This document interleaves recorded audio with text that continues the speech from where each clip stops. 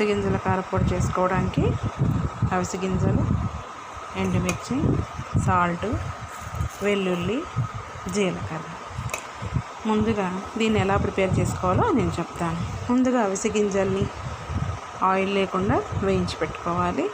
అలాగే ఎండుమిర్చి, ఈ రెండు కూడా విడివిడిగా వేయించి ఆయిల్ లేకుండానే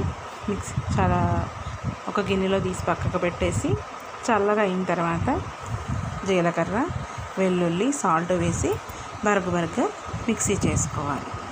అది ఎలా అంటే ఇలా మనకి మంచిగా వస్తుంది. దీన్ని మనం వేడివేడి అన్నంలో వేసుకోవచ్చు, ఇడ్లీలో వేసుకోవచ్చు, ఉప్మా టిఫిన్లో కూడా ఈ అవిసె గింజల కారపొడి వేసుకొని మనం ఈ టేస్ట్ని ఆస్వాదించవచ్చు. ఇది ఎంతో ఆరోగ్యానికి మేలైనది, చాలా మంచిది. ఒమేగా ఫ్యాటీ యాసిడ్స్ దీనివల్ల వస్తాయని ఇప్పుడు షుగర్ పేషెంట్లు, బీపీ పేషెంట్లు, ఆరోగ్యం మంచిగా లేని వాళ్ళు, ఆడవాళ్ళు దీన్ని బాగా వాడుతున్నారు.